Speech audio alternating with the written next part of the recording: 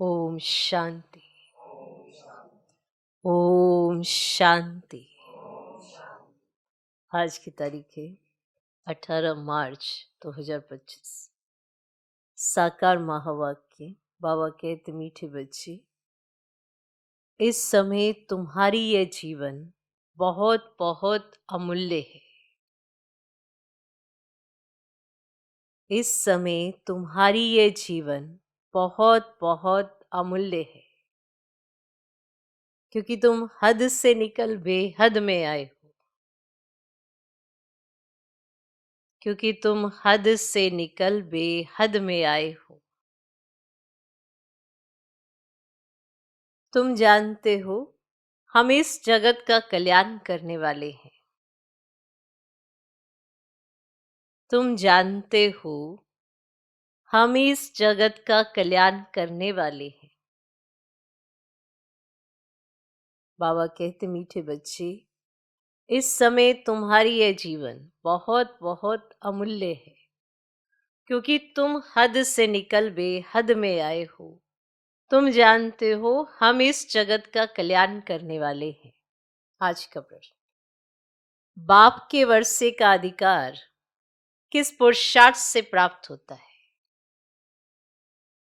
बाप के वर्षे का अधिकार किस पुरुषार्थ से प्राप्त होता है? उत्तर, सदा भाई भाई की दृष्टि रहे। सदा भाई भाई की दृष्टि रहे। स्त्री पुरुष का जो भान है वह निकल जाए। स्त्री पुरुष का जो भान है वह निकल जाए, तब बाप के वर्षे का पूरा अधिकार प्राप्त हो। तब बाप के वर्षे का पूरा अधिकार प्राप्त हो।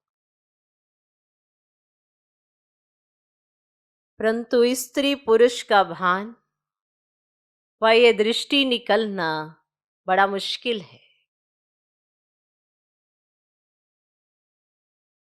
परंतु स्त्री पुरुष का भान व ये दृष्टि निकलना बड़ा मुश्किल है। इसके लिए देही अभिमानी बनने का अभ्यास चाहिए। इसके लिए देही अभिमानी बनने का अभ्यास चाहिए। जब बाप के बच्चे बनेंगे तब अरसा मिलेगा। जब बाप के बच्चे बनेंगे तब अरसा मिलेगा। एक बाप की याद से सतो प्रधान बनने वाले ही मुक्ति, जीवन मुक्ति का वर्षा पाते। एक बाप की याद से सतो प्रधान बनने वाले ही मुक्ति, जीवन मुक्ति का वर्षा पाते। तो बाप के वर्षे का अधिकार किस पुरुषार्थ से प्राप्त होता है? उत्तर, सदा भाई भाई की दृष्टि रहे। स्त्री पुरुष का जो भान है वह निकल जाए, तब बाप के वर्षे का पूरा अधिकार प्राप्त हो। परंतु स्त्री पुरुष का भान व ये दृष्टि निकलना बड़ा मुश्किल है। इसके लिए देही अभिमानी बनने का अभ्यास चाहिए।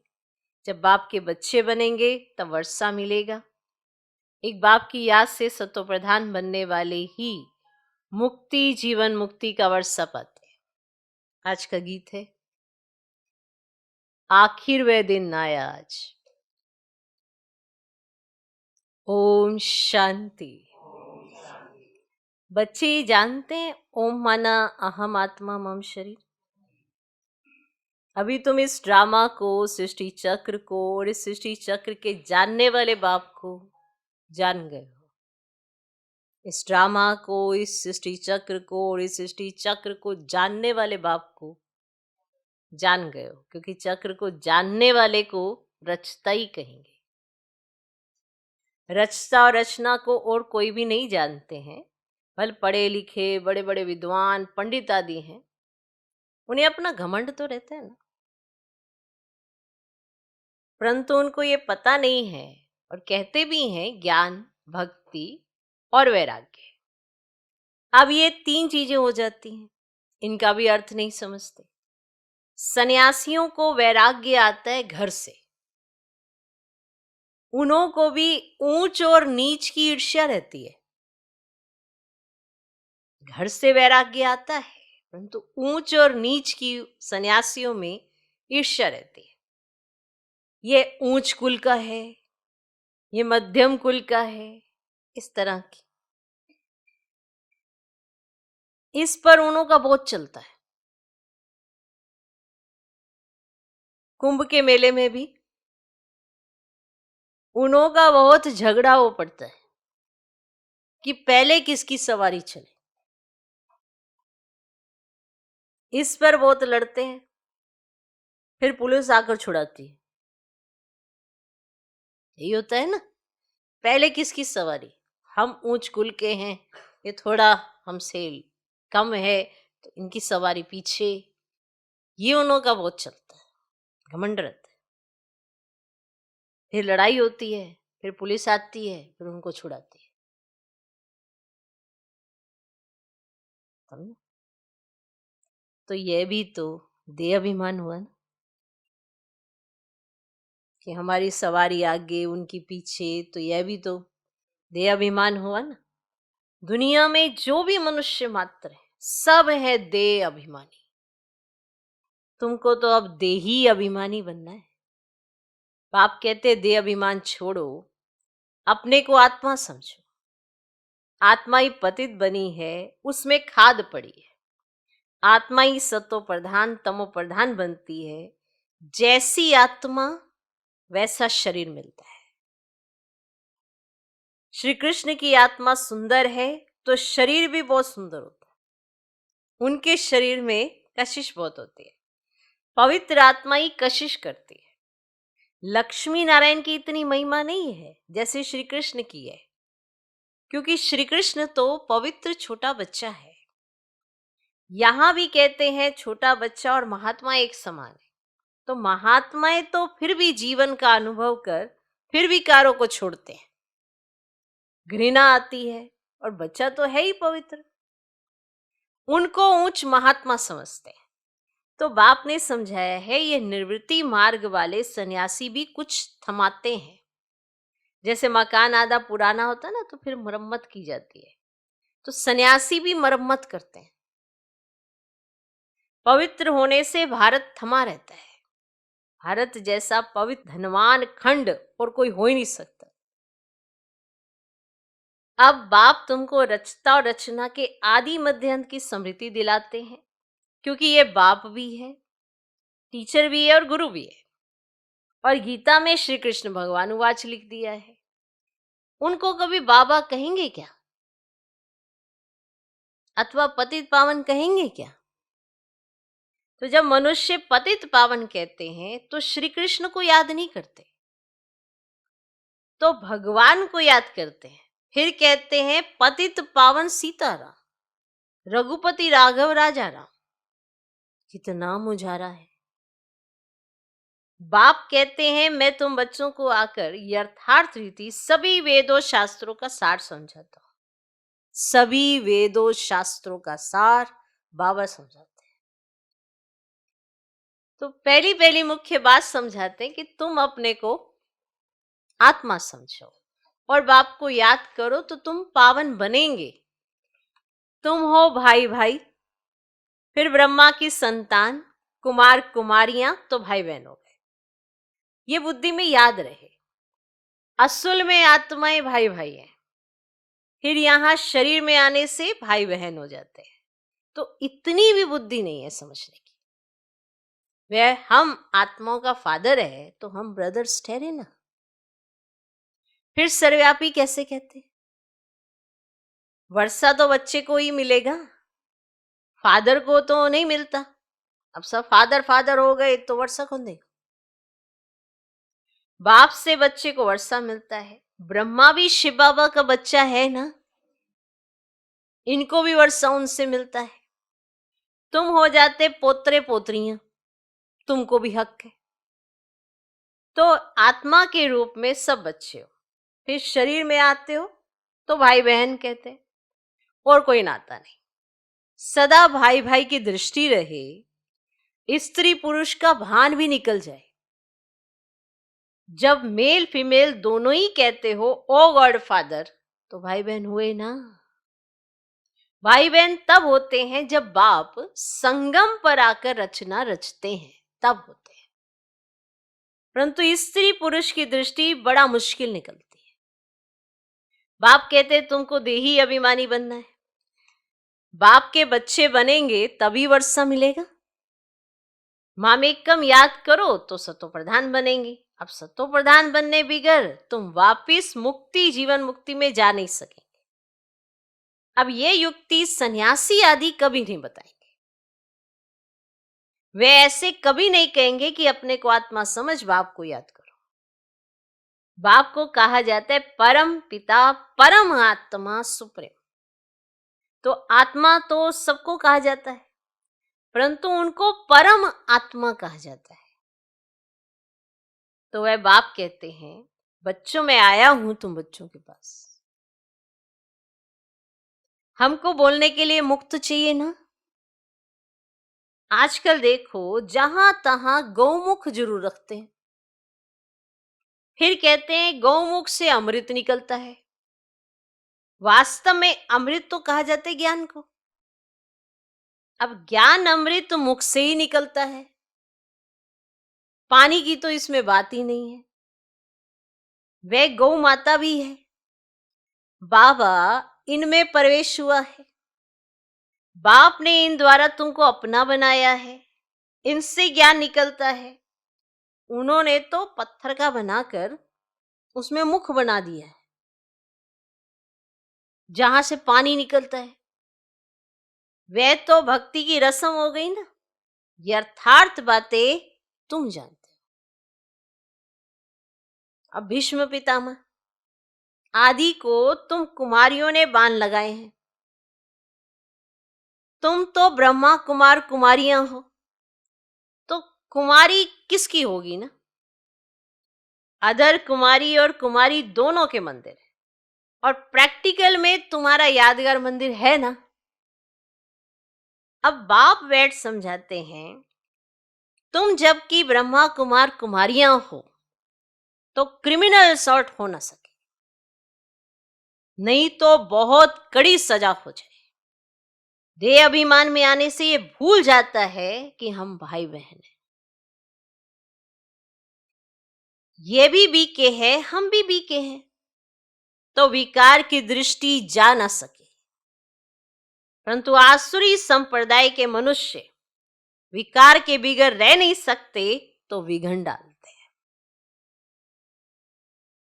अभी तुम ब्रह्मा कुमार कुमारियों को बाप से वर्षा मिलता है, बाप की श्रीमत पर चलना है, पवित्र बनना है। यह है इस विकारी मृत्यु लोक का अंतिम जन्म। अब यह भी कोई जानते नहीं है।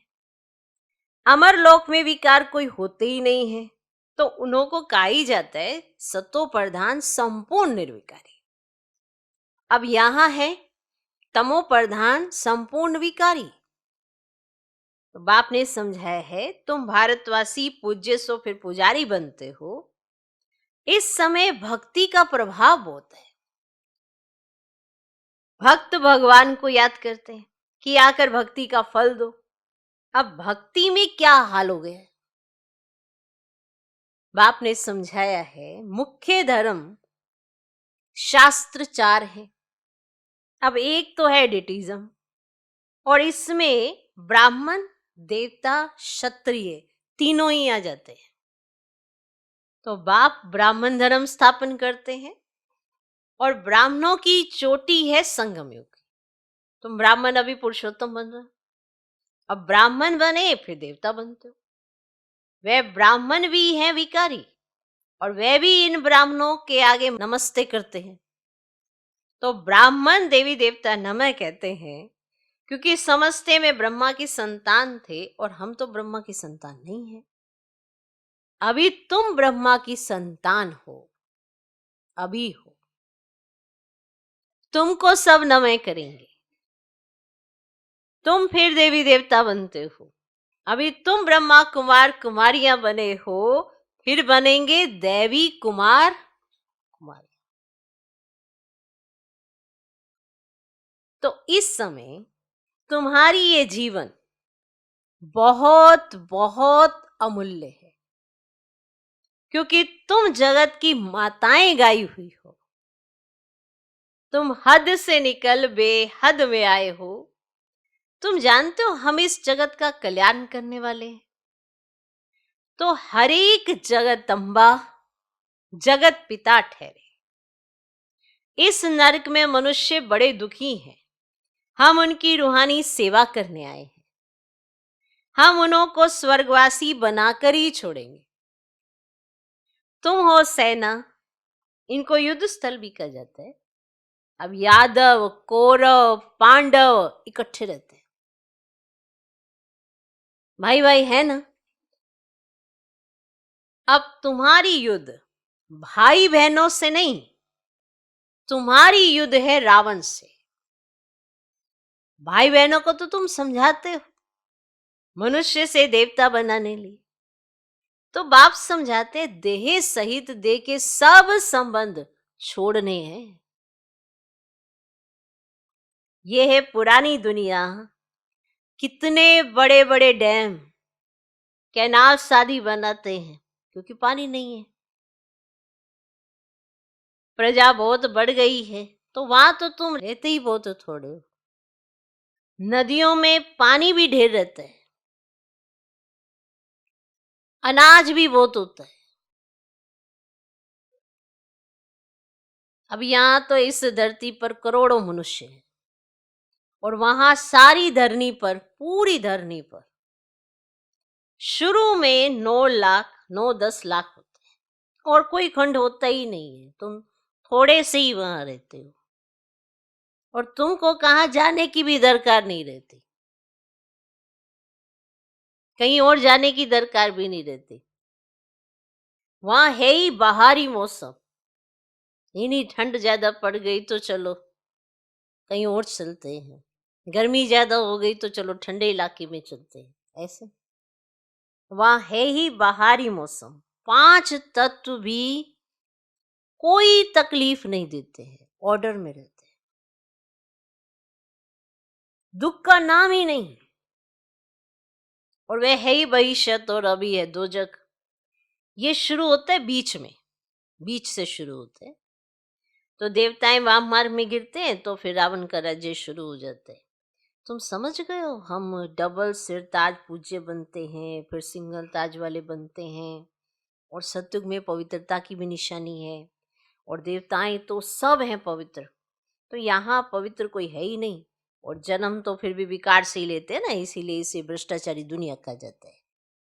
और सत्युग है श्रेष्ठाचारी, विकार को ही भ्रष्टाचार कहा जाता है ना। तो बच्चे जानते हैं सत्युग में तो पवित्र प्रवृत्ति मार्ग था, अब अपवित्र हो गए हैं, अब फिर पवित्र शिष्टाचारी दुनिया बनती है, और सृष्टि का चक्र फिरता है ना। और परम पिता परमात्मा को ही पतित पावन कहा जाता है। तो मनुष्य कह देते हैं भगवान प्रेरणा करता है। अब प्रेरणा माना विचार, इसमें प्रेरणा की तो कोई बात ही नहीं है। वे खुद कहते हैं हमको शरीर का आधार लेना पड़ता है, मैं बिगर मुख के शिक्षा कैसे दूं, और आप बिगर कान के सुनोगे कैसे भाई। तो कान है तो सुनते हो ना, मुख है तो मैं बोलता हूं। प्रेरणा से कोई शिक्षा दी जाती है क्या? भगवान प्रेरणा से कुछ भी नहीं करते। देखो हमें श्रीमत मिली है, इसलिए हमें याद आता है कि बाबा ने इस पॉइंट पे क्या कहा है। अब श्रीमती ना मिली हो तो आपको क्या पता कि इस पे बाबा ने क्या कहा हुआ है। श्रीमत रोज सुनते हैं तो पता है ना, ऐसे प्रेरणा से थोड़ा कार्य चल रहा है। तो मैं बिगर मुख के शिक्षा कैसे दूं? प्रेरणा से कोई शिक्षा दी जाती है क्या? भगवान प्रेरणा से कुछ भी नहीं करते। तो बाप तो बच्चों को पढ़ाते हैं, और प्रेरणा से पढ़ाई थोड़े हो सकती है। तो सिवाय बाप के सृष्टि के आदि मध्य अंत का राज कोई भी बता नहीं सके। तो बाप को ही नहीं जानते।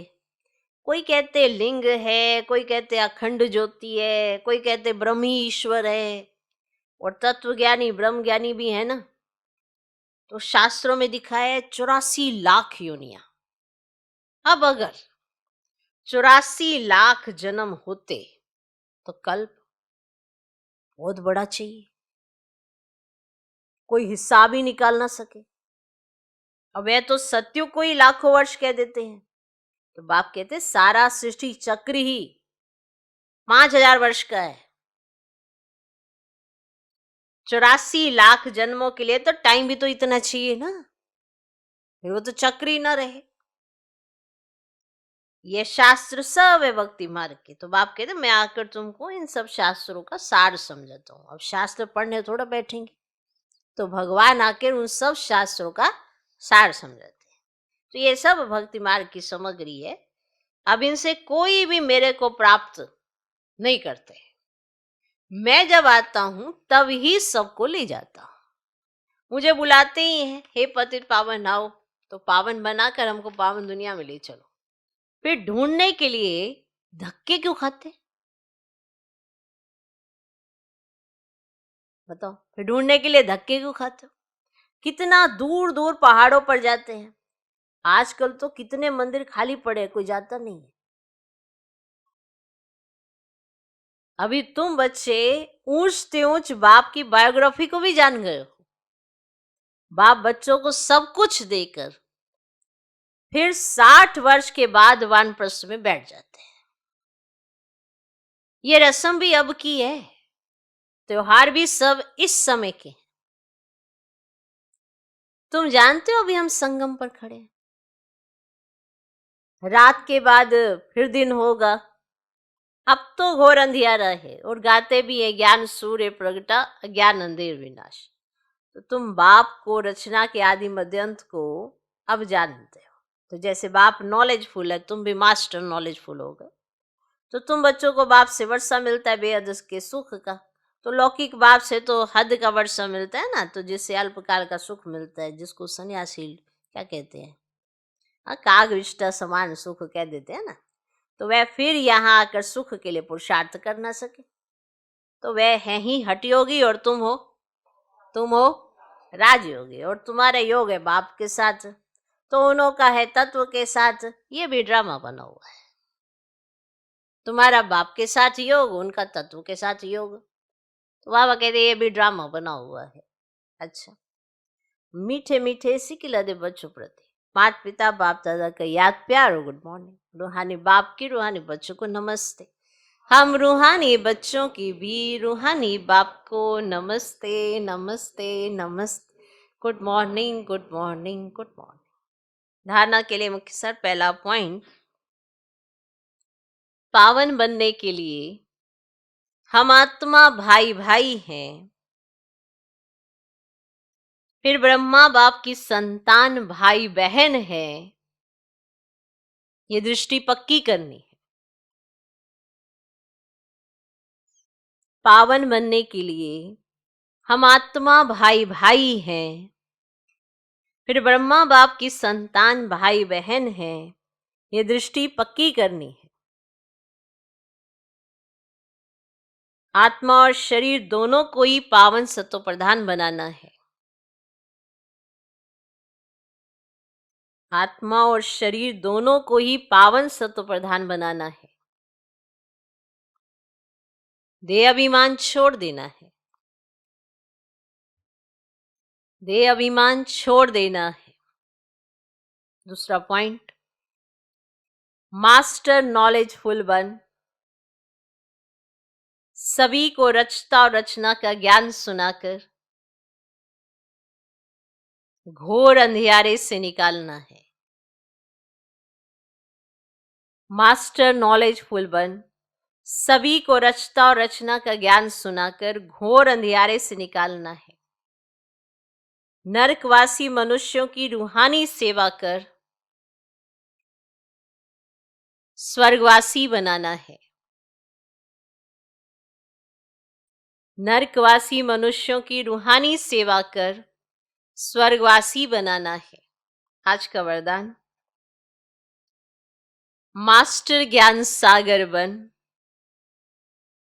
मास्टर ज्ञान सागर बन ज्ञान की गहराई में जाने वाले अनुभव रूपी रत्नों से संपन्न भव। मास्टर ज्ञान सागर बन, ज्ञान की गहराई में जाने वाले अनुभव रूपी रत्नों से संपन्न भव। जो बच्चे ज्ञान की गहराई में जाते हैं वे अनुभव रूपी रत्नों से संपन्न रहते हैं। एक है ज्ञान सुनना और सुनाना, दूसरा है अनुभवी मूर्त बनना। अनुभवी सदा अविनाशी और निर्विघ्न रहते हैं।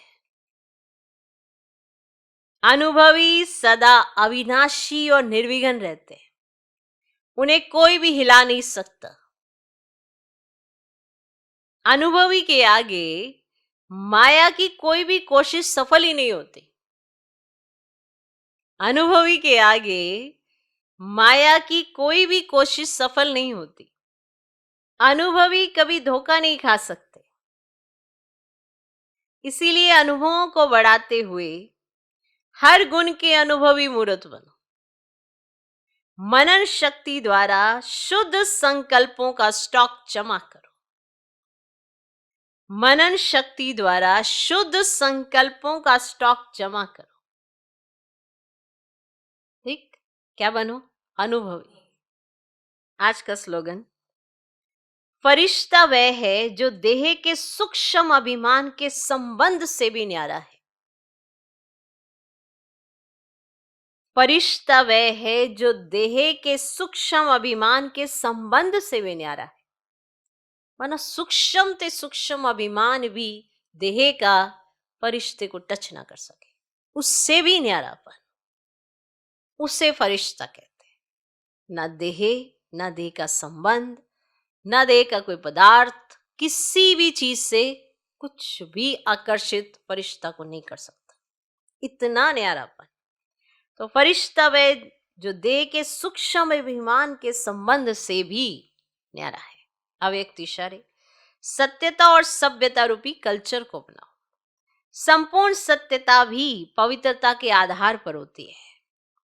पवित्रता नहीं तो सदा सत्यता रह नहीं सकती है। सिर्फ काम विकार अपवित्रता नहीं है, लेकिन उसके और भी साथी हैं।